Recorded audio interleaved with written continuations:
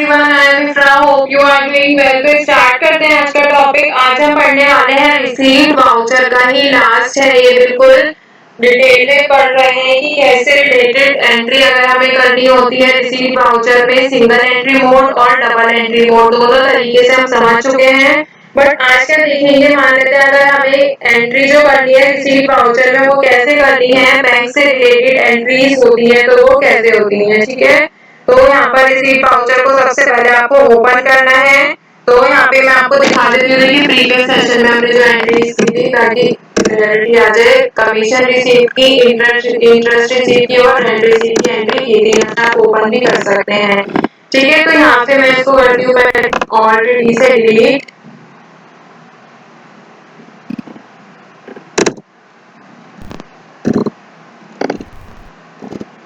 ताकि आज जो हम करेंगे वो यहाँ से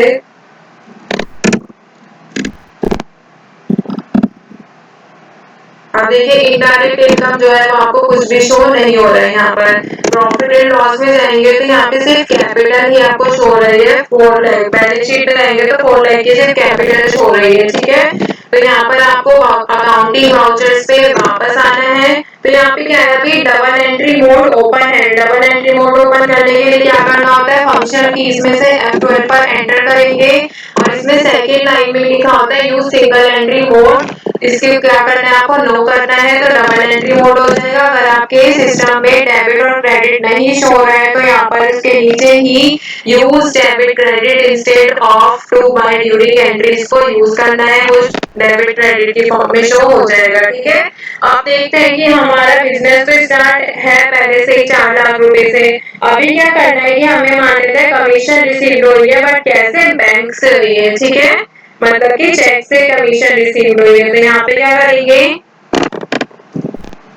क्रेडिट में क्या रखेंगे कि जो हमें रिसीव हुआ है, क्या रिसीव हुआ है, कमीशन रिसीव हुई है, मतलब कि हमारा एक इनडायरेक्ट इनकम है बिजनेस के लिए। और ये क्या है, नॉमिनल अकाउंट है। नॉमिनल अकाउंट का आपको मैंने रूल बताया था कि डेबिट रहता है, जितने भी लॉस एंड एक्सपेंसेस होते हैं बिजनेस में वो सब डेबिट रहेगा, क्रेडिट रहता है प्रॉफिट एंड गेन। तो इसकी एंट्री क्या बनेगी, bank account debit to commission account. तो यहाँ पे क्रेडिट क्या आएगा, कमीशन रिसीव। यहाँ पे लेजर क्रिएट कर रखा है, अगर आपने लेजर क्रिएट नहीं किया तो यहाँ से आप ऑल्ट एंटर करेंगे, लेजर क्रिएट कर सकते हैं। एंटर करेंगे कि कमीशन कितनी रिसीव हुई है, मान लेते हैं यहाँ पर 15,000 की कमीशन हमें रिसीव हुई है। बट कैसे रिसीव हुई है, बैंक की फॉर्म में। तो बैंक का तो लेजर है नहीं यहाँ पर, तो उसके लिए क्या करना होगा, ऑर्डर पर एंटर करेंगे, बैंक बना देते हैं, नाम भी लिख देती हूँ SBI। बैंक अकाउंट्स में रखेंगे, इसको आपको मैंने बता रखा है बहुत अच्छे से। अब यहाँ पे क्या है, अकाउंट होल्डर नेम में देखिए यहाँ पे क्या है, बैंक का नेम, कंपनी का नेम आ गया है राज ट्रेडर्स। अकाउंट नंबर डाल देते हैं, यहाँ पर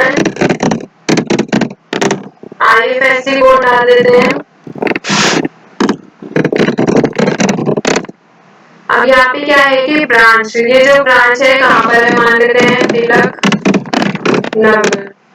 ये क्या कह रहा है, set chequebook, set cheque printing configuration. अगर आपको इसमें चेंजेस करने तो आप यहाँ से कर सकते हैं, बाकी आप यहाँ पे बैंक का एड्रेस डाल के इसको सेव कर सकते हैं। तो बैंक का जो लेजर है यहाँ पे बन गया है।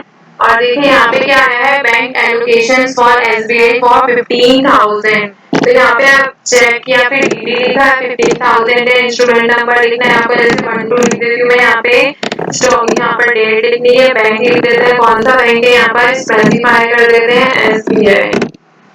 और यहाँ पे लिख देंगे कमीशन बीइंग लिखते हैं सबसे पहले, रिसीव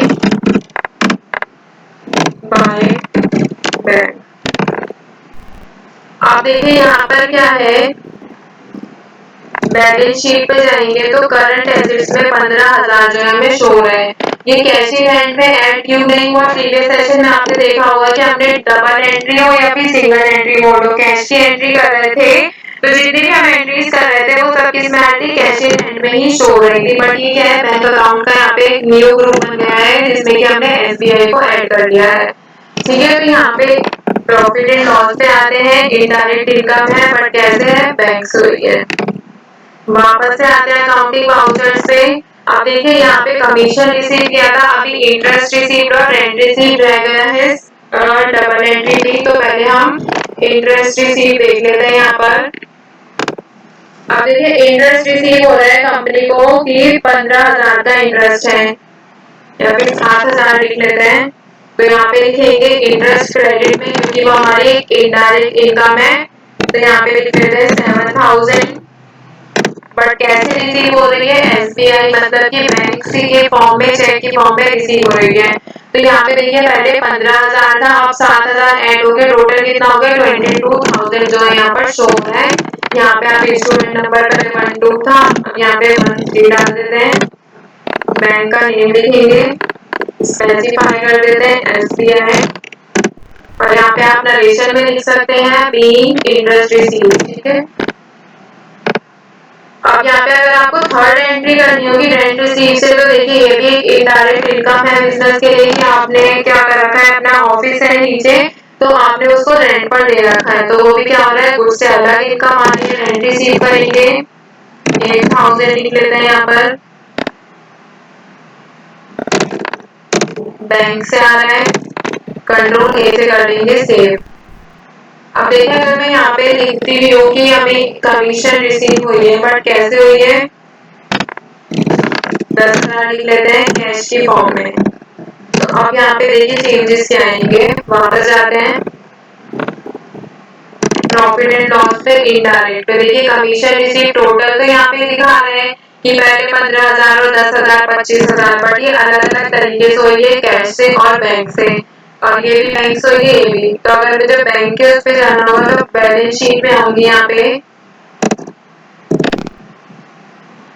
करंट एसेट्स पे जाऊंगी, बैंक अकाउंट से हमें टोटल कितना रिसीव हुआ है वो यहाँ पर सारा शो हो जाएगा। यहाँ पे देखिए कमीशन में 25,000 नहीं दिखा है, क्योंकि इसमें से 10,000 जो था 25 में से वो कैसा था, हमें कैश के फॉर्म में रिसीव हुआ था, ठीक है। तो डबल एंट्री मोड तो आपने देख लिया।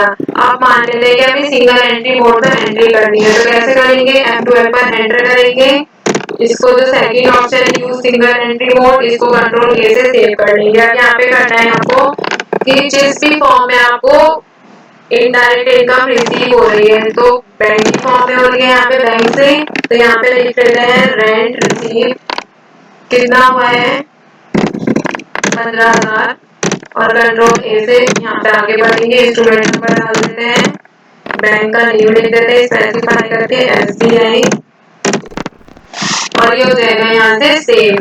देखिए यहाँ पर आपको ऐसे शो नहीं होगा कि आपने सिंगल एंट्री में किया है फिर डबल एंट्री में किया है, करंट एसेट्स से रहेंगे बैंक अकाउंट में, तो डायरेक्ट यहाँ पर आपको रेंट रिसीव 2 एंट्री दिखा रहे हैं, 8,000 से और 15,000 से, बट यहाँ पे कमीशन रिसीव में उसने एक ही दिखाया है।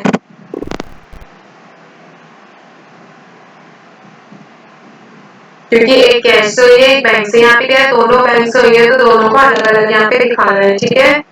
तो वापस आते हैं यहाँ पर, देखिए कैश जो है वो यहाँ पर ऐड हो गया है 4 लाख में। तो अगर आप देखेंगे यहाँ पर टोटल अमाउंट हमारे पास कितना है, 4 लाख के साथ करंट एसेट्स मतलब कि कैश इन हैंड के साथ बैंक अकाउंट सारा मिला के कितना अमाउंट है करंट एसेट्स 4,55,000 है, जिसमें कि हमारा 55,000 जो है यहाँ पर नेट प्रॉफिट आपको शो हो रहा है, ठीक है। तो वापस से आता है अकाउंटिंग वाउचर्स पे ही, मान लेते हैं कि अभी हमें क्या है, कमीशन रिसीव हो गया, रेंट रिसीव हो गया, या फिर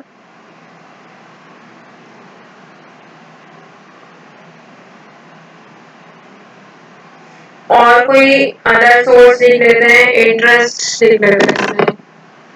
तो कैसे रिसीव हो रहा है, बैंक के फॉर्म में हो रहा है, एसबीआई लिखेंगे, इंटरेस्ट रिसीव 15,000, कंट्रोल ए से कर देंगे सेव। अब देखेंगे ना, अगर आप देखें यहाँ पे मैं कैश लिखती हूँ तो कैश कितना है हमारे पास, 4,10,000। अगर मैं यहाँ पे एसबीआई लिखती हूँ तो एसबीआई में कितना हो गया, 60,000 हो गया है अमाउंट, ठीक है।